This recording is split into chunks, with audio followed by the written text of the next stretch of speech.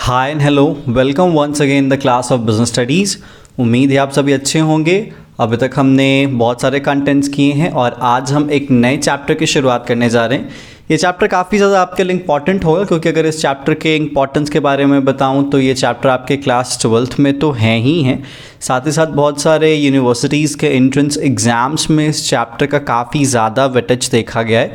For example BHU के BCom के entrance examinations में अकेले 15 क्वेश्चन, जो कि 3 नंबर के एक क्वेश्चन होते हैं, टोटल 45 मार्क्स का कवरेज इस अकेले एक टॉपिक से है। साथ ही साथ अगर आप CA के एग्जामिनेशंस देखते हो, CA फाउंडेशन में देखते हो, या फिर आप CSEET company secretary executive entrance test में देखते हो, तो ये चैप्टर इन जनरल पूछा जाता है। अब ये चैप्टर इन जनरल पूछा इसलिए जाता है क्योंकि काफ़ी बेसिक चीज़ है और काफ़ी कॉमन अप्रोच पे इसको समझा जाना चाहिए, और इसका नॉलेज हर एक कॉमर्स वाले बंदे को होना चाहिए। कॉमर्स के अगर मैं कहूँ, जो भी फाइनेंस इंडस्ट्री से है, कोई भी बिजनेस से है, तो उसको इसके बारे में जानना चाहिए। ठीक है, तो उम्मीद आपको समझ में आया होगा कि ये चैप्टर बहुत इंपॉर्टेंट है। यहाँ पे भी तो आपकी मदद करेगा ही करेगा, आपके हायर स्टडीज़ में भी या फिर एंट्रेंस एग्जामिनेशंस में भी ये चैप्टर आपकी काफ़ी ज़्यादा मदद करने वाला है। तो चलिए देखते हैं इस चैप्टर के बारे में। सबसे पहले बात आती है business and then environment and then business environment. ठीक है, एज यू नो, आप क्लास 11th में बेसिक्स में ऑलरेडी बिजनेस पढ़ चुके हो, बिजनेस क्या होता है, और मैं अज्यूम करता हूँ कि आपको इन्वायरमेंट के बारे में भी पता है कि हाँ जी, इन्वायरमेंट क्या होता है। ठीक है, आपके आसपास जो चीज़ें चल रही हैं, आप कह सकते हो कि इसमें biotic, abiotic, circumstances, factors, forces, ये सब इन्वायरमेंट का कंसिस्टेंट है। ठीक है, इन्वायरमेंट में कंसिस्ट करता है, इन्वायरमेंट का हिस्सा है, इन्वायरमेंट का पार्ट है। ठीक है, देखो भाई, सवाल है कि बिजनेस इन्वायरमेंट क्या होता है। देखो, सिंपल सी चीज़ है, एक बिजनेस है। ठीक है, उस बिजनेस को मैनेज करने के लिए बिजनेस का कौन है? मैनेजर है। ठीक है, अब ये बिजनेस का मैनेजर आमतौर पे देखता है कि कभी मेरी बिजनेस अप जा रही है, कभी मेरी बिजनेस डाउन जा रही है। ठीक है, कभी और अपर डाउन नहीं है, लेकिन एकदम फ्लैट कर्व दिखा रही है। ठीक है, तो बेसिकली इसके दिमाग में फ़र्क पड़ता है कि भाई हम लोग तो कुछ नहीं कर रहे ना, हम लोग तो सामान की क्वालिटी वही मेंटेन कर रहे हैं। ठीक है, सामान बना भी वही रहा है बंदा, सामान बेचने वाला भी वही है, बिज़नेस का जो इंफ्रास्ट्रक्चर है वो भी वही है। तो अगर सामान की क्वालिटी में फ़र्क नहीं आ रहा और इनफैक्ट सामान की प्राइसिंग में भी फ़र्क नहीं आ रहा, तो मेरा बिज़नेस कभी अप क्यों हो जाता है, मेरा बिज़नेस कभी डाउन क्यों हो जाता है। जैसे कोविड का सिचुएशन है, एपिडेमिक का सिचुएशन है, तो बिज़नेस डाउन है। उससे पहले बिज़नेस अप थी। तो क्या कोविड से पहले जो प्रोडक्ट की क्वालिटी थी वो अच्छी थी और कोविड के बाद प्रोडक्ट की क्वालिटी डिग्रेड हो गई? नहीं, ऐसा नहीं होता। तो इसीलिए बीइंग अ मैनेजर, ये सवाल आपको हमेशा अपने आप से पूछते रहना चाहिए कि बिजनेस अप क्यों जा रहा है और बिजनेस डाउन क्यों जा रहा है। उसके पीछे बहुत सारे रीजंस हैं। अगर मैं रीजंस का ब्रॉडर क्लासिफिकेशन करूँ तो रीज़न एक तो आपका इंटरनल भी हो सकता है और रीज़न दूसरा आपका एक्सटर्नल भी हो सकता है। इंटरनल रीज़न में क्या, सपोज सच में आपकी क्वालिटी में कुछ चेंजेस आए हैं, या फिर जो बनाने वाला सामान, बनाने वाला जो लेबर है उसमें चेंजेस आए हैं, आपने अपनी टेक्नोलॉजी में चेंजेस किए हैं, मैनेजमेंट ठीक से नहीं हो रहा, इंटरनल केओस हैं, तो ये भी रीज़न हो सकता है बिजनेस के अप और डाउन जाने का। या फिर बिजनेस में नया मैनेजर आया है, टेक्नोलॉजी आपने अच्छी कर ली है, तो ये भी एक इंटरनल रीज़न हो सकता है। ठीक है, लेकिन हम इस इंटरनल फैक्टर की बात नहीं कर रहे हैं, हम यहाँ पे ऐसे फैक्टर की बात कर रहे हैं जिसके बारे में आपको पता ही नहीं चल पा रहा कि अप एंड डाउन क्यों हो रहा है, क्योंकि आपके अंदर से चेंजेस नहीं हो रहे, आपके बाहर से चेंजेस हो रहे हैं। तो हम यहाँ पे फोकस किस पे करेंगे? एक्सटर्नल फैक्टर्स पे फोकस करेंगे। और देखो भाई, इंटरनल फैक्टर या इंटरनल फोर्सेस तो इन जनरल बिजनेस के या बिजनेस मैनेजर के कंट्रोल में भी आ जाता है, बट जो एक्सटर्नल वाला फंडा है वो इन आउट ऑफ कंट्रोल होता है, अगर आप देखोगे तो। ठीक है, तो इसीलिए इन सारे सवालों का जो जवाब मिलेगा किसी बिजनेस मैनेजर को, वो मिलेगा बिजनेस एनवायरनमेंट के नॉलेज से। ठीक है, कि अगर मेरा बिजनेस अप जा रहा है, डाउन जा रहा है, और मेरे अंदर कोई चेंज नहीं है, मेरे प्रोडक्ट की क्वालिटी में कोई चेंज नहीं है, बिजनेस के स्ट्रक्चर में कोई चेंज नहीं है, तो क्यों बिजनेस का ग्राफ कभी अप जाता है, क्यों बिजनेस का ग्राफ कभी डाउन जाता है, ये पूरा का पूरा क्रेडिट या फिर रीजन किसको कहा जाता है? तो बिजनेस एनवायरनमेंट को कहा जाता है। तो एक्चुअली बिजनेस एनवायरनमेंट है क्या? तो कहा जाता है business environment means sum total, क्या बिजनेस इन्वायरमेंट में सम टोटल है ऑल द फैक्टर्स और फोर्सेस, मतलब बिजनेस इन्वायरमेंट में वो सारे फैक्टर्स होते हैं, वो सारे फोर्सेस होते हैं जो कि बिजनेस के इन्वायरमेंट में होते हैं। किस में होते हैं? बिजनेस के इन्वायरमेंट में होते हैं। वो बिजनेस के इन्वायरमेंट का हिस्सा होता है जिसका किसी भी बिजनेस पे, क्या किसी भी बिजनेस पे इन्फ्लुएंस होता है। क्या होता है? किसी बिजनेस पे इन्फ्लुएंस होता है, उस बिजनेस को पे इफेक्ट डालते हैं, उस बिजनेस को ये अफेक्ट करते हैं। ठीक है, वो भी बिजनेस के वर्किंग को या तो डायरेक्टली भी कर सकते हैं या फिर वो इनडायरेक्टली भी कर सकते हैं। जरूरी नहीं कि डायरेक्टली करेंगे, इनडायरेक्टली भी कर सकते हैं। जिन सभी चीज़ों पे ये जो बिजनेस है ना, इसका कोई भी कंट्रोल नहीं होता है। So business environment include all the factors और forces which already present in the environment of business which have directly or indirectly influence on the business or affect the business or have an effect on the business which is out of the control of business or any business manager। मतलब किसी भी business manager के control के बाहर वो जो सारे factors, जो फोर्सेस जो कि इन्वायरमेंट में होते हैं, जिनका इन्फ्लुएंस होता है बिजनेस पे, जो बिजनेस को अफेक्ट करते हैं, जिनका इफेक्ट बिजनेस पे देखा जाता है, वो सभी चीज़ें क्या होती हैं? बिजनेस इन्वायरमेंट होती हैं। जैसे आज के टाइम पे देख लीजिए कोरोना, कोविड की अगर हम बात करते हैं तो कोविड एक फैक्टर है, ठीक है, जिसने बिजनेस को इन्फ्लुएंस किया, जिसने बिजनेस को अफेक्ट किया, जिसका इफेक्ट बिजनेस पे देखा गया, और कोविड बिजनेस के आउट ऑफ कंट्रोल है। तो कोविड एक ऐसा फैक्टर हुआ, ये कोरोना एपिडेमिक एक ऐसा फैक्टर हुआ जो कि बिजनेस इन्वायरमेंट का हिस्सा है और वो बिजनेस इन्वायरमेंट का एग्जाम्पल भी माना जाएगा। ठीक है, उसी तरीके से अगर यहाँ पे टेक्नोलॉजी की बात कर लेते हैं, ठीक है, अगर टेक्नोलॉजी की बात कर लेते हैं तो आप उस जमाने को याद करो जिस जमाने में इंटरनेट नहीं था और उसके बाद डायरेक्टली क्या आ गया? इंटरनेट आ गया। ठीक है, तो इंटरनेट आने के कारण बिजनेसेस पे कहीं ना कहीं फर्क पड़ा कि नहीं पड़ा? हाँ जी, फर्क पड़ा। ठीक है, ये इंटरनेट क्या हमारे कंट्रोल में था? हाँ जी, जिसने बनाया उसकी मैं बात नहीं कर रहा, जिसने इसको बाजार में उतारा मैं उसकी बात नहीं कर रहा, लेकिन अल्टीमेटली जब इंटरनेट आया तो इसने बिजनेस को अफेक्ट करा कि नहीं करा? करा। इंटरनेट का इफेक्ट बिजनेस पे हुआ कि नहीं हुआ? हुआ। क्या इंटरनेट ने बिजनेस को इन्फ्लुएंस किया कि नहीं किया? इंटरनेट ने बिजनेस को इन्फ्लुएंस किया। तो इंटरनेट कहां चला जाएगा? इंटरनेट एक बिजनेस इन्वायरमेंट का हिस्सा है। ठीक उसी तरीके से 2014 में हमारे यहाँ सत्ता परिवर्तन होना, हमारे यहाँ पॉलिटिक्स चेंज हो जाना, हमारे यहाँ गवर्नमेंट का चेंज हो जाना, यूपीए के जगह पे एनडीए की सरकार का आना, क्या उसके कारण हमारे बिजनेस पे कोई फर्क पड़ा कि नहीं पड़ा? हाँ जी, बहुत ज़्यादा फर्क पड़ा। ठीक है, तो गवर्नमेंट के बदलने के कारण भी हमारे बिजनेसेस पे फर्क पड़ता है।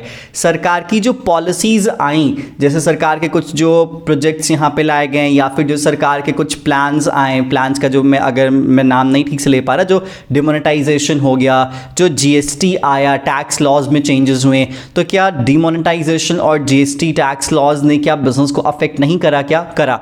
अभी बताइए, क्या ये इंटरनेट बिजनेस के मैनेजर कंट्रोल में था? नहीं जी, नहीं था। क्या कोविड था? क्या नहीं था। सरकार का आना और जाना बिजनेस मैनेजर के कंट्रोल में है? क्या नहीं है। तो ये जो जितनी भी चीजें हैं जो भी बिजनेस को इन्फ्लुएंस करती हैं, माइंड दैट मैं कह रहा हूं, जितनी भी चीजें जो बिजनेस को इन्फ्लुएंस करती हैं वो सब चीजें बिजनेस एनवायरनमेंट के हिस्से में जाएंगी। लेकिन ये ध्यान रख लीजिएगा कि सारे एक्सटर्नल फैक्टर्स होने चाहिए जिन पे बिजनेस मैनेजर का कोई भी कंट्रोल नहीं होना चाहिए। तो उम्मीद है आपको समझ में आया होगा कि बिजनेस इन्वायरमेंट क्या होता है। तो आपके बिजनेस के इर्द गिर्द घूमने वाले जितने भी फैक्टर्स एंड फोर्सेस हैं जिनका फर्क डायरेक्ट कहो या इनडायरेक्ट कहो बिजनेस पे पड़ता है, तो वो बिजनेस को अफेक्ट करते हैं। जैसे सरकार का बदलना, चलो डायरेक्ट फर्क नहीं पड़ा, इनडायरेक्ट पड़ा, लेकिन इंटरनेट का फर्क डायरेक्ट पड़ गया। तो ये हुआ आपका पूरा का पूरा बिजनेस इन्वायरमेंट। ठीक है, अब चलिए, बहुत लोग ऐसा करते हैं कि बिजनेस इन्वायरमेंट के बाद एक बहुत इंपॉर्टेंट चीज़ स्विच कर देते हैं और डायरेक्टली बिजनेस इन्वायरमेंट के फीचर्स, फैक्टर्स या फिर उसके डायमेंशंस पे चले जाते हैं। तो हम उस चीज़ को स्विच नहीं करेंगे। बिजनेस इन्वायरमेंट के साथ साथ हम एक और टर्म को समझेंगे। वो टर्म है इन्वायरमेंटल स्कैनिंग। क्या है? Environmental scanning. अब देखो, ये सारे फैक्टर्स, ये सारे फोर्सेस बिजनेस के इन्वायरमेंट में होते हैं, ठीक है। ये बिजनेस मैनेजर को भी पता है, ये सबको पता है। तो सवाल है कि सर ये पता क्यों होना चाहिए? तो हमको पता है कि हाँ जी बहुत सारे फैक्टर्स चलते हैं, फोर्सेस चलते हैं, तो क्या करूँ मैं उन फैक्टर्स का, क्या करूँ मैं इन फोर्सेस का? तो इस बिजनेस मैनेजर को on the regular basis environmental scanning करने की ज़रूरत होती है, ठीक है। क्यों? और ये इन्वायरमेंटल स्कैनिंग क्या है? देखो भाई, जब बिजनेस का मैनेजर, ठीक है, आसपास के इन्वायरमेंट में होने वाले चेंजेस पे कड़ी नज़र रखता है कि कौन से फैक्टर्स में बदलाव हुआ, कौन से फोर्सेस में बदलाव हुआ, क्या क्या चेंजेस हो रहे हैं, जिन चेंजेस के कारण मेरे बिजनेस को क्या फ़ायदा हो सकता है, क्या नुकसान हो सकता है, ये पूरा का पूरा जो प्रोसीजर है वो पूरा का पूरा एनालिसिस कह लो, रिसर्च कह लो, स्टडी कर लो। किस चीज़ का एनालिसिस, किस चीज़ का रिसर्च और किस चीज़ पे स्टडी? इन्वायरमेंट के फैक्टर्स का एनालिसिस, फोर्सेस का एनालिसिस, इन फैक्टर फोर्सेस पे रिसर्च, इन फैक्टर फोर्सेस की स्टडी, कि वो कैसे मेरे बिजनेस को नुकसान पहुंचाएंगे तो मैं उनसे बचूं, और कैसे मेरे बिजनेस को फ़ायदा पहुंचाएंगे तो मैं उनसे फ़ायदा भी लूं, ठीक है। ये पूरा का पूरा जो प्रोसेस है जो कि एक बिजनेस मैनेजर करता है, परफॉर्म करता है, उसी को क्या कहा जाता है? इन्वायरमेंटल स्कैनिंग कहा जाता है। तो आगे का जो पूरा का पूरा चैप्टर है वो इन्वायरमेंटल स्कैनिंग के रेफरेंस में बिजनेस इन्वायरमेंट के नाम पे पढ़ा जाता है, ना कि कंप्लीटली वो बिजनेस इन्वायरमेंट को मतलब एग्जैक्ट वे में डेडिकेटेड है। जैसे आप बिजनेस इन्वायरमेंट का इंपॉर्टेंस देखोगे कि हाँ जी बिजनेस इन्वायरमेंट का इंपॉर्टेंस क्या है, तो एक्चुअली वो बिजनेस इन्वायरमेंट का इंपॉर्टेंस नहीं है। इन्वायरमेंट में तो फैक्टर्स और फोर्सेस होते ही हैं, वो इन्वायरमेंटल स्कैनिंग का इंपॉर्टेंस है कि मुझे इन्वायरमेंटल स्कैनिंग क्यों करनी है। जब आप चैप्टर पढ़ोगे और जब चैप्टर का कंप्लीट हो जाएगा तो उसके बाद आपको समझ में आएगा कि एक्चुअली वो बिजनेस इन्वायरमेंट का इंपॉर्टेंस नहीं है, वो सारे के सारे पॉइंटर्स, वो इन्वायरमेंटल स्कैनिंग का इंपॉर्टेंस है कि हमारे को किसी भी बिजनेस मैनेजर को इन्वायरमेंटल स्कैनिंग करने की क्यों जरूरत पड़ती है। क्लियर? क्या तो उम्मीद है आपको क्लियर हो चुका होगा दैट इन्वायरमेंटल स्कैनिंग एक ऐसा प्रोसेस है जिसमें एक बिजनेस इन्वायरमेंट अपने बिजनेस के इन्वायरमेंट में होने वाले चेंजेस पे नज़र रखता है, ठीक है, उनको एनालाइज करता है, उन पे रिसर्च वर्क करता है, उनको स्टडी करते रहता है, ताकि वो ये देख पाए कि मेरे बिजनेस को किस तरीके से अफेक्ट करेंगी, वो हमारे बिजनेस को किस तरीके से इन्फ्लुएंस कर सकती हैं, या फिर उनका इफेक्ट क्या हो सकता है। तो अफेक्ट, इफेक्ट, इन्फ्लुएंस, इन सभी चीज़ों को ध्यान से स्टडी करता है अगर कोई बिजनेस मैनेजर, तो उस पूरे के पूरे प्रोसीजर को, उस पूरे के पूरे प्रोसेस को क्या कहा जाता है? इन्वायरमेंटल स्कैनिंग कहा जाता है। That's it. तो ये है आपका बिजनेस इन्वायरमेंट और इन्वायरमेंटल स्कैनिंग का बेसिक्स, ठीक है।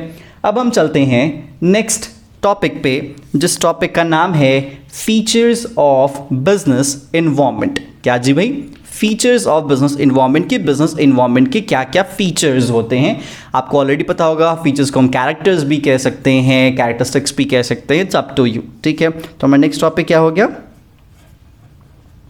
Features of business environment. ये प्रॉपर बिजनेस इन्वायरमेंट का फीचर है, ठीक है। सबसे पहला फीचर क्या है? टोटलिटी ऑफ एक्सटर्नल फोर्सेस, ठीक है। समझिएगा, ये टोटलिटी ऑफ एक्सटर्नल फोर्सेस आपको क्या बताता है? सिंपल सी ये बताता है कि जो बिजनेस इन्वायरमेंट है ना, क्या है ये? जो बिजनेस इन्वायरमेंट है उसमें जितने भी फोर्सेस हैं, क्या हैं वो? जितने भी फोर्सेस हैं वो सभी फोर्सेस कौन से नेचर की हैं? एक्सटर्नल फोर्सेस के हैं। मैंने आपको स्टार्टिंग में ही बताया, हम इंटरनल फोर्सेस की बात नहीं करेंगे, हम किसकी बात करेंगे? हम एक्सटर्नल फोर्सेस की बात करेंगे। ओके, मैंने आपको बताया कि बिजनेस इन्वायरमेंट पे, या सॉरी बिजनेस पे इंटरनल का भी फर्क पड़ता है और एक्सटर्नल का भी फर्क पड़ता है। बस अंतर ये होता है कि जो इंटरनल है हम उसको सप्रेस कर सकते हैं, लेकिन जो एक्सटर्नल है वो क्वाइट एग्रेसिव इन नेचर होता है, ठीक है। साथ ही साथ इंटरनल पे हमारा कंट्रोल हो सकता है, that's why we can suppress the factors which is internal in a nature, ठीक है, लेकिन जो एक्सटर्नल है वो एग्रेसिव इसलिए ज़्यादा हो जाता है क्योंकि हम उसे कंट्रोल नहीं कर पाते हैं। तो बिजनेस इन्वायरमेंट में जो फैक्टर्स जो होते हैं, जो फोर्सेस होते हैं, वो टोटलिटी ऑफ एक्सटर्नल फोर्सेस हैं which is actually aggressive in a nature and that's why we can't control, और any business manager can't control. हाँ, उससे शील्ड अप कर सकते हैं, अपने आप को बचाने की कोशिश कर सकता है, लेकिन उसको रोक नहीं सकता है, उसको खत्म नहीं कर सकता है। तो फीचर्स ऑफ बिजनेस इन्वायरमेंट में सबसे पहला फीचर क्या हो गया? Totality of external forces, that business environment is the sum of all forces external to business firms or business environment, therefore it is aggressive in the nature, ठीक है। दूसरा जो आपके सामने इसका फीचर हो जाता है वो है स्पेसिफिक एंड जनरल फोर्सेस, ठीक है। अब सवाल है कि ये स्पेसिफिक और जनरल फोर्सेस क्या होते हैं। देखो, कहा जाता है कि ये जो बिजनेस इन्वायरमेंट है ना, बिजनेस इन्वायरमेंट में जो भी फोर्सेस को या फैक्टर्स को बेसिकली दो हिस्सों में बांट दिए जाते हैं, एक हो गया स्पेसिफिक और एक हो गया जनरल। अब सवाल है कि सर स्पेसिफिक कौन से फैक्टर्स या फोर्सेस होते हैं बिजनेस इन्वायरमेंट के? ऐसे फैक्टर्स, ऐसे फोर्सेस जो कि किसी स्पेसिफिक इंडस्ट्री, किसी स्पेसिफिक बिजनेस, किसी स्पेसिफिक प्रोडक्ट को अफेक्ट करते हैं, उन्हें क्या कहा जाता है? स्पेसिफिक। क्या कहा जाता है उन्हें? स्पेसिफिक फोर्सेस कहा जाता है। क्या कहा जाता है? स्पेसिफिक फोर्सेस कहा जाता है। लेकिन ऐसे फोर्सेस जो कि business as a large, business at a large को अफेक्ट करते हैं, वो डिस्क्रिमिनेट नहीं करते हैं, वो किसी को पॉजिटिव किसी को नेगेटिव नहीं करते हैं, उनको क्या कहा जाता है? जनरल फोर्सेस कहा जाता है, ठीक है। जैसे एग्जाम्पल के तौर पे अगर मैं आपको बताऊं तो थोड़ा ध्यान से समझिएगा, ठीक है। कोविड आया, एपिडेमिक आया, पैंडेमिक आया, मैं आपसे पूछता हूं कौन सा ऐसा बिजनेस है जिस पे कोई भी फर्क नहीं पड़ा? ठीक है, हर बिजनेस पे फर्क पड़ा। छोटे से छोटे बिजनेस की बात करो या बड़े से बड़े बिजनेस की बात करो, हर बिजनेस पे इसका फर्क पड़ा है, ऐसा नहीं है कि नहीं पड़ा है। स्टॉक मार्केट के ट्रेंड्स भी आपको नजर आएंगे, स्टॉक मार्केट्स तक पे इसका फर्क पड़ता है। मतलब आप मानो कि एक एडिबल ऑयल इंडस्ट्री से लेके क्रूड ऑयल इंडस्ट्री तक, ठीक है, एक्सपोर्ट इंपोर्ट तो आप दूर की ही बात कर दो, मतलब आप कॉमन लेदर इंडस्ट्री की बात कर लीजिए, रबर इंडस्ट्री की बात कर लीजिए, ठीक है, फूड प्रोसेसिंग इंडस्ट्री की बात कर लीजिए, सब पे कहीं ना कहीं इसका फर्क पड़ा है। तो यहां पे कोविड क्या हो गया आपके लिए? जनरल फोर्सेस हो गया, जो कि सब पे फर्क पड़ता है, ठीक है।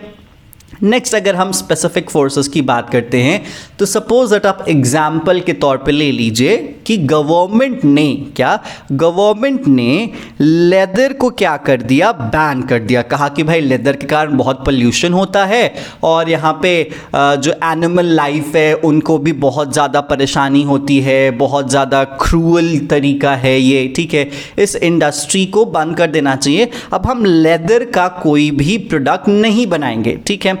तो आप ये देखिए कि अगर लेदर को लेके कोई कानून देश की सरकार लेके आती है, जब हमारे संसद में कोई भी लेदर को लेके कानून आता है कि हाँ जी लेदर अब बैन हो जाएगा इंडिया में, लेदर सब कुछ भी नहीं हो सकता, तो यहाँ पे फर्क किस पे पड़ेगा? मैं आपसे पूछता हूँ, ठीक है। क्या खाने की इंडस्ट्री पे कोई फर्क पड़ेगा? नहीं जी। क्या आयरन एंड स्टील इंडस्ट्री पे कोई फर्क पड़ेगा? नहीं जी। क्या यहाँ पे इंटरनेट के रेफरेंस में जो बिजनेसेस चल रही हैं उन पे कोई फर्क पड़ेगा? नहीं। प्लास्टिक इंडस्ट्री पे कोई फर्क पड़ेगा? नहीं। पेपर इंडस्ट्री पे कोई फर्क पड़ेगा? नहीं। कॉटन इंडस्ट्री पे कोई फर्क पड़ेगा? नहीं। शुगर इंडस्ट्री पे कोई फर्क पड़ेगा? नहीं। किस पे पड़ेगा? ओनली एंड ओनली ऐसी इंडस्ट्री जिनका रिश्ता लेदर से है। आप अपैरल्स की बात कर सकते हो जो कि लेदर के जैकेट्स बना देते हैं, कोट्स बना देते हैं, ब्लेजर्स बनाए जाते हैं, या फिर जो फुटवेयर इंडस्ट्री है उन पे फर्क इसका ज़्यादा पड़ सकता है, ठीक है। पड़ सकता है क्या? पड़ेगा ही पड़ेगा। तो लेदर का बैन होना is a specific force, but epidemic का आना इज अ जनरल फोर्स। तो इसीलिए कहा जाता है कि बिजनेस इन्वायरमेंट में स्पेसिफिक फोर्स भी हो सकते हैं और जनरल फोर्स भी हो सकते हैं, ठीक है। ये आपको आइडेंटिफाई करना पड़ेगा कि कौन से फोर्सेस आपके लिए स्पेसिफिक हैं और कौन से फोर्सेस आपके लिए जनरल है, बट होते दोनों हैं, ऐसा नहीं कि एक टाइम पे एक ही होता है, होता दोनों है, ठीक है। तो ये हो गया सेकंड फीचर। अब हम थर्ड फीचर की बात करते हैं और वो है इंटर रिलेटेडनेस, ठीक है। अब देखो भाई, इंटर रिलेटेडनेस का मतलब क्या है कि जो हमारे बिजनेस इन्वायरमेंट के फोर्सेस कहो या फैक्टर्स कहो, वो एक दो तो नहीं होते, वो बहुत सारे होते हैं। और बहुत सारे फैक्टर्स और फोर्सेस में एक रिश्ता देखा गया है कि एक दूसरे को वो क्या करते हैं, अफेक्ट करते हैं। ठीक है, जैसे आप एक छोटा सा एग्जाम्पल के तौर पे ले देख सकते हो कि जैसे जैसे लोगों की इनकम बढ़ती गई, क्या जैसे जैसे लोगों की इनकम बढ़ती गई, इनकम बढ़ना एक इकोनॉमिक इन्वायरमेंट का हिस्सा है। ठीक है, जहाँ पे अर्थव्यवस्था या फिर जो इकोनॉमी में जो इनकम वाली बात हो जाती है, फाइनेंस वाली बात हो जाती है, तो वो एक हिस्सा है, वो एक फैक्टर होता है। ठीक है, तो जैसे जैसे लोगों की जो इनकम बढ़ती गई ना, तो इनकम बढ़ते के साथ साथ लोगों की जो क्वालिटी ऑफ लाइफ है, ठीक है, जो लाइफ की जो क्वालिटी है वो बढ़ती गई। जैसे जैसे लाइफ की क्वालिटी बढ़ती गई, लोग काफ़ी ज़्यादा हेल्थ कॉन्शियस होते गए। अब जैसे जैसे लोग हेल्थ कॉन्शियस होते गए तो जिमिंग का बिजनेस बड़ा तेज़ चलने लगा। ठीक है, एयर प्योरीफायर और वाटर प्योरीफायर का जो बिजनेस है बड़ा तेज चलने लगा। ठीक है, ये जो योगा वाला धंधा पानी है वो और काफ़ी ज़्यादा बढ़ गया, मतलब हेल्दी लाइफस्टाइल करेंगे। भाई जब लोगों के पास पैसे नहीं होंगे तो उनको पहले अपने पेट का चिंता होगा। ठीक है, उनको पहले अपनी बॉडी की चिंता नहीं हो कि हाँ जी मेरी बॉडी शेप में रहे, मेरे बाइसेप्स रहें, ट्राइसेप्स रहें, एब्स रहें, ऐसा फंडा नहीं होगा। ठीक है, लेकिन जब लोगों का पेट भरा हुआ रहेगा और जब उनके पॉकेट में पैसे रहेंगे तो फिर उनका दिमाग दूसरी चीज़ों पर चलेगा। ठीक है, तो आपको क्या दिखता है कि अगर पैसे ज़्यादा हैं तो लोगों का दिमाग अपनी क्वालिटी ऑफ लाइफ को मेंटेन करने के लिए हो रहा है। ठीक है, और क्वालिटी ऑफ लाइफ का जो फ़र्क पड़ रहा है वो आमतौर पे एक जिमिंग बिजनेस को अफेक्ट कर रहा है, या फिर यहाँ पे जो वाटर प्योरीफायर है उस बिजनेस को क्या कर रहा है, अफेक्ट कर रहा है। तो आपने यहाँ पे देखा कि इकोनॉमिक इन्वायरमेंट ने सोशल इन्वायरमेंट को क्या किया है, अफेक्ट किया है। आज के टाइम पे जिमिंग क्या बन गया, एक फैशन बन गया है। लोगों को नॉर्मल बॉडी से मतलब नहीं, हाँ जी भाई बॉडी में कट्स होने चाहिए, बॉडी की एक शेप होनी चाहिए एंड ऑल, ये जो सारी चीज़ें हैं, तो ये वाला फंडा काफ़ी ज़्यादा पॉपुलर हो रहा है। ठीक है, और इसके पीछे एक रीज़न है कि भाई पैसा है तभी तो लोग महंगे महंगे प्रीमियम सब्सक्रिप्शंस परचेस कर रहे हैं, इतनी डाइट प्लान कर रहे हैं। तो इसीलिए आपको क्या दिखता है कि एक इकोनॉमिक इन्वायरमेंट और सोशल इन्वायरमेंट में एक स्ट्रॉन्ग रिश्ता बनता आपको नजर आता है। This is what we called interrelatedness. ये क्या है, एक इंटर रिलेटेडनेस का एग्जाम्पल बनता है कि मतलब एक बिजनेस का फैक्टर दूसरे बिजनेस के फैक्टर के साथ क्या हुआ है, जुड़ा हुआ है। ठीक है, तो उम्मीद आपको समझ में आया होगा इंटररिलेटेडनेस क्या है। मतलब ये क्लोजली इंटैक्ट होते हैं, एक दूसरे को अफेक्ट आमतौर पे करता ही करता है। तो ये थे आपके 3। अब हम बात करते हैं आगे और भी फैक्टर्स की। हाँ जी, तो जो हमारा नेक्स्ट फीचर है उस फीचर का नाम है डायनेमिक।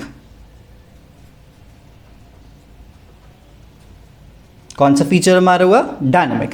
अभी तक हमने देखा कि भाई जो हमारा बिजनेस इन्वायरमेंट है वो टोटलिटी ऑफ एक्सटर्नल फोर्सेस की बात करता है, स्पेसिफिक और जनरल फोर्सेस आमतौर पे देखे जाते हैं, इंटर रिलेटेड है। और इंटर रिलेटेड होने के साथ साथ अगर कहा जाए तो वो डायनेमिक इन नेचर भी कंसिडर किया जाता है। देखो भाई, उम्मीद है आपको डायनामिज्म समझ में आता होगा। हमने बिजनेस में इन्वायरमेंट में भी देखा कि भाई मैनेजमेंट में भी देखा है कि मैनेजमेंट भी डायनामिक इन नेचर, मैनेजमेंट के प्रिंसिपल्स भी डायनामिक इन नेचर हैं। ठीक है, डायनामिक का सिंपल सा चेंज है, मतलब है भाई चेंज। ठीक है, बदलते रहता है। ठीक है, वो रिजिड नहीं है, वो फिक्स नहीं है, वो कांस्टेंट नहीं है, वो कंसिस्टेंट नहीं है, वो क्या है, डायनामिक इन नेचर है। ठीक है, डायनामिक इन नेचर का सिंपल सा आप एक एग्जाम्पल के तौर पे देख सकते हो कि जो हमारी फैशन इंडस्ट्री है, क्या है, जो हमारी फैशन इंडस्ट्री है उसमें कुछ भी कांस्टेंट नहीं होता है।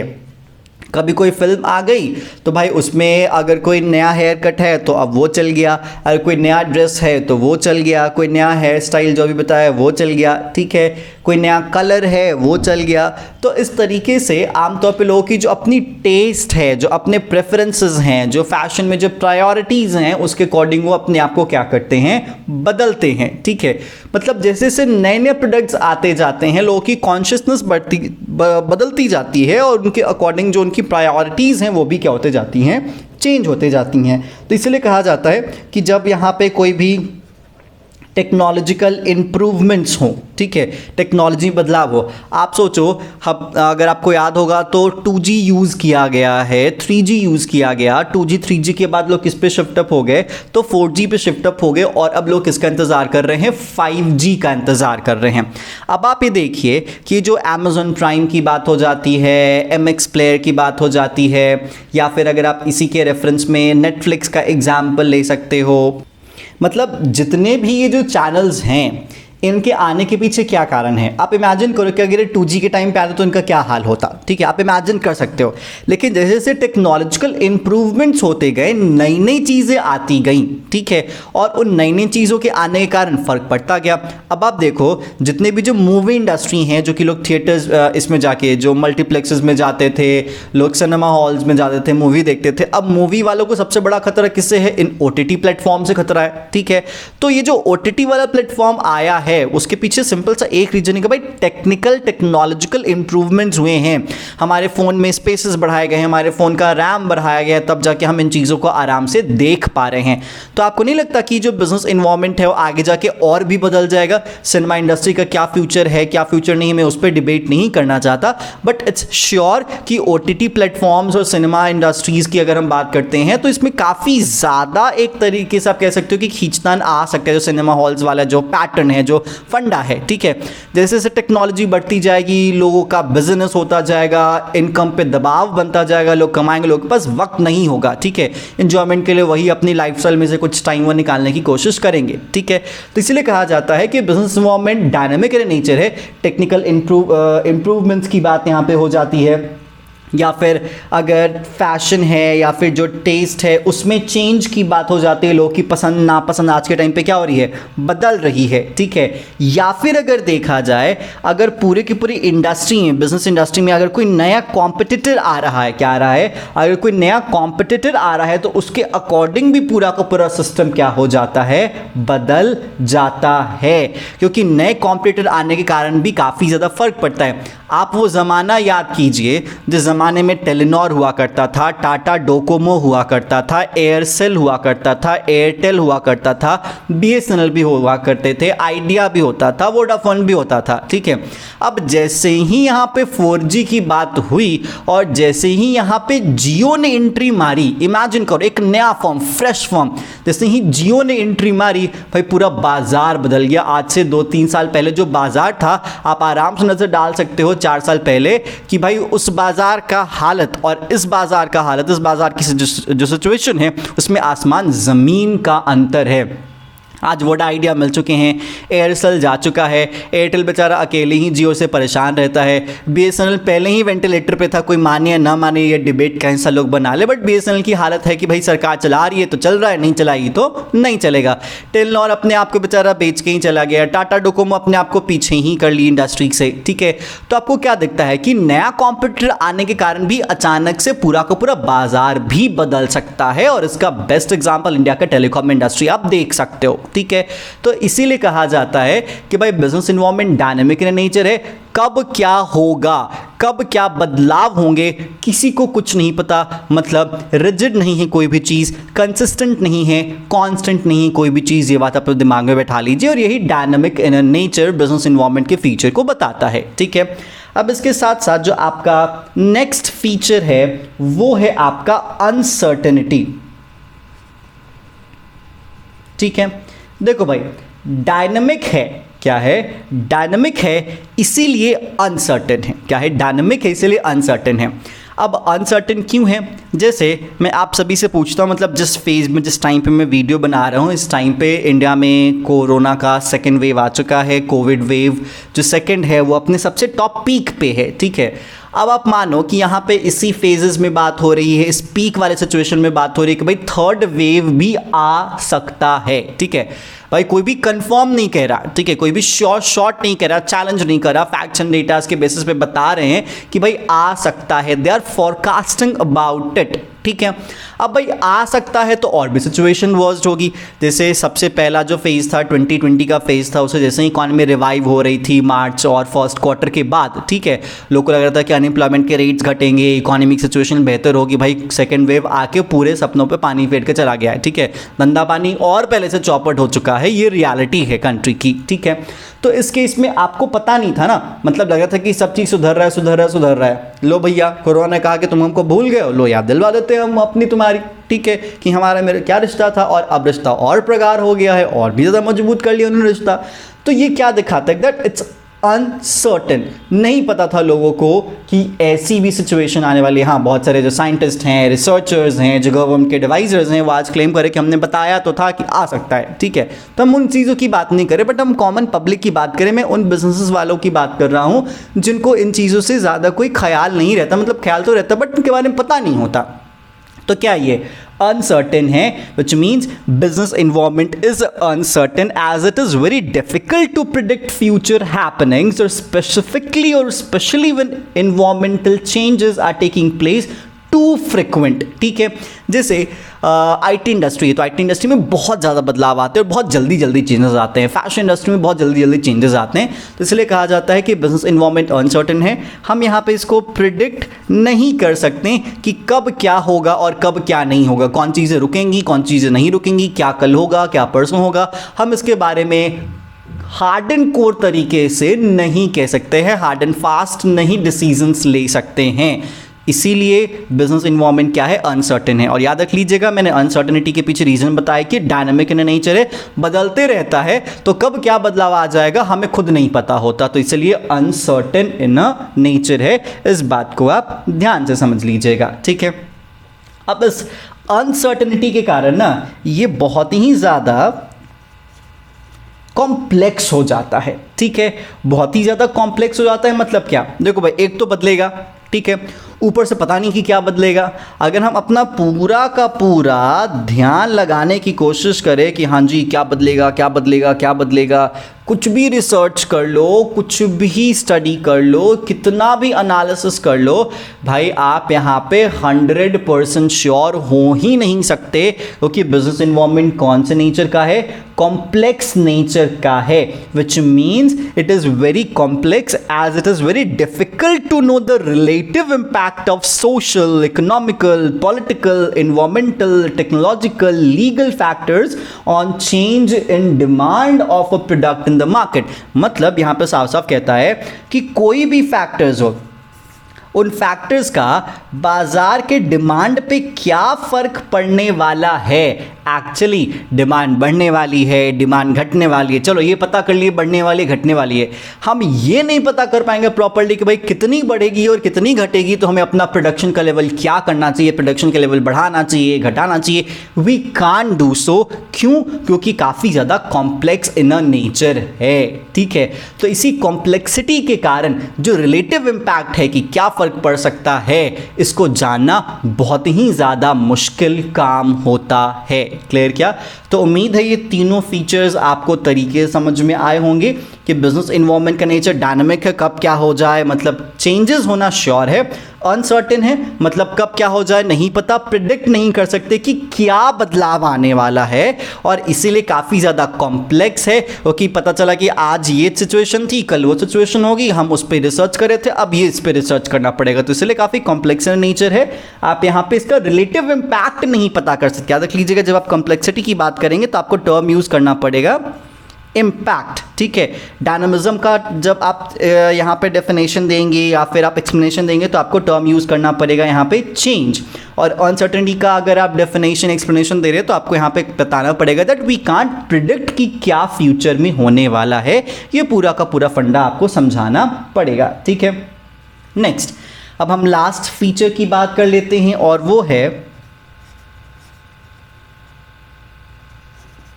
रिलेटिवली, ठीक है, या फिर रिलेटिविटी, आप इसको जो भी कहो, ठीक है। देखो यहां पे कहा जाता है,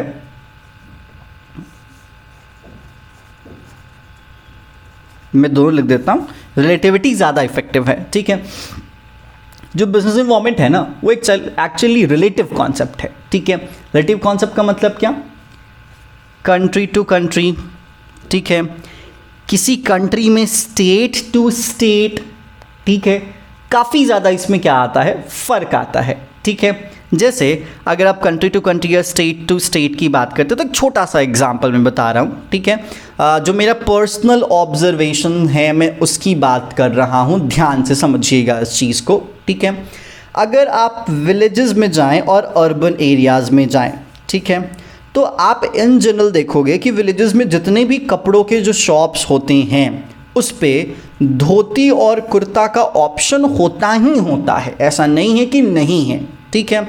लेकिन अगर आप अर्बन एरियाज़ में जाओगे तो जनरली ये जो धोती कुर्ता का जो ऑप्शन है अर्बन एरिया के जो कपड़ों की दुकानें होती हैं उसमें इन जनरल कम होता है। क्या होता है? कम होता है, ठीक है। उसी तरीके से अगर आप ईस्टर्न स्टेट्स की बात करते हैं, अगर मैं यूपी की बात करूं, अगर मैं बिहार की बात करूं, ठीक है, तो आमतौर पे यहाँ पे आप देखोगे एक फैशन में है, वुमेन अटायर की मैं बात कर रहा, वुमेन क्लोथिंग की मैं बात कर रहा हूँ। तो आप यहाँ पे देखो कि जो साड़ी है वो बहुत कॉमन है, ठीक है, फीमेल साड़ीज़ बहुत कॉमन पहनती हैं। लेकिन जैसे ही आप दिल्ली चले जाओ या आप बैंगलोर चले जाओ, ठीक है, पुणे चले जाओ, तो उनके अटायर्स में जो साड़ी है वो बहुत कम आएगा और इसलिए जो स्टोर्स आपको दिखेंगी उन एरियाज़ में वो साड़ीज़ की काफ़ी कम स्टोर दिखेंगी। लेकिन यूपी बिहार में साड़ीज़ की काफ़ी कॉमन स्टोर्स आपको नजर आएंगी, मतलब जितने स्टोर्स होंगे इन जनरल आपको आएंगे ही नज़र, अच्छे अच्छे जगहों पे भी, नॉर्मल प्लेसेस पे भी।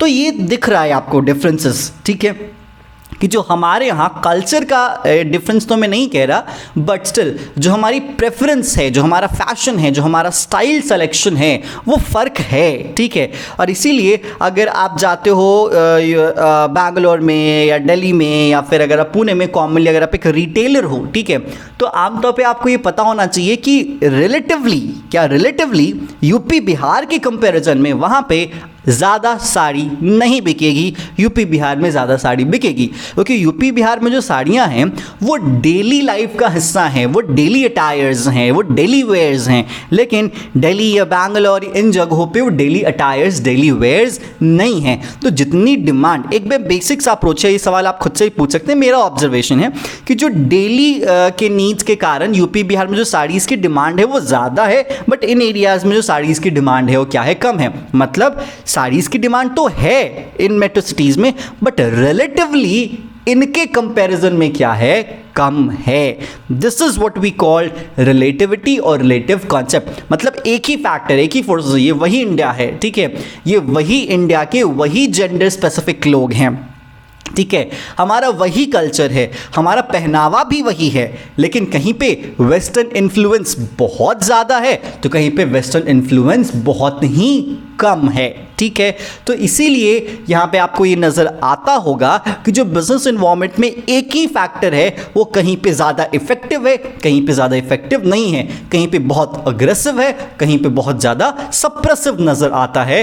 This is what we call relativity और रिलेटिव कॉन्सेप्ट और रिलेटिव इन नेचर, ठीक है। तो ये थे आपके बिजनेस इन्वायरमेंट के सारे फीचर। उम्मीद है मैं आपको तरीके से समझा पाया हूँगा एग्जाम्पल्स को लेके। अगर इसमें किसी को कुछ बुरा लगा होगा तो मैं पहले ही सॉरी कह दे रहा हूँ, इन अ गुड फेथ। मेरे को बस समझाने का यहाँ पे ऑब्जेक्टिव था आपको, बाकी आप जानिए, ठीक है। तो उम्मीद है ये पूरा का पूरा कॉन्सेप्ट मैं आपके लिए तरीके से क्लियर कर पाया हूँगा। बाकी आपके पास जो भी नोट्स है, जो भी स्टडी मटेरियल है, आप उनको ज़रूर रेफर कीजिए। यहाँ पे मैंने आपको क्या क्या बताया, ब्रशअप कर लेते हैं। बिजनेस इन्वायरमेंट क्या है, तो बिजनेस इन्वायरमेंट में सारे फैक्टर्स या फोर्सेस की बात होती है जो कि इन्वायरमेंट पे प्रेजेंट होते हैं, क्योंकि बिजनेस पे बिजनेस को इन्फ्लुएंस करते हैं, उनका इफेक्ट बिजनेस पे पड़ता है, वो बिजनेस को अफेक्ट करते हैं डायरेक्टली और इनडायरेक्टली, और बिजनेस का उस पर कोई भी कंट्रोल नहीं होता है, ठीक है। नेक्स्ट एनवायरमेंटल स्कैनिंग, जब बिजनेस मैनेजर बिजनेस इन्वायरमेंट में जो आने वाले फैक्टर्स और फोर्सेस हैं उनकी डीप स्टडी करता है, एनालिसिस करता है, उन पर रिसर्च करता है, ये जानने के लिए कि मेरे बिजनेस पर इसका क्या फ़र्क पड़ सकता है, क्या फ़र्क नहीं पड़ सकता है, उसको इन्वायरमेंटल स्कैनिंग कहते हैं। बिजनेस इन्वायरमेंट के फीचर्स की बात आती है तो फीचर्स में लगभग हमने 6 या 7 फीचर्स पढ़े हैं, जिसमें सबसे पहला totality of external forces, next है general and specific forces, then interrelatedness, then dynamic, then uncertain, then complex and then relativity और रिलेटिव इन अ नेचर।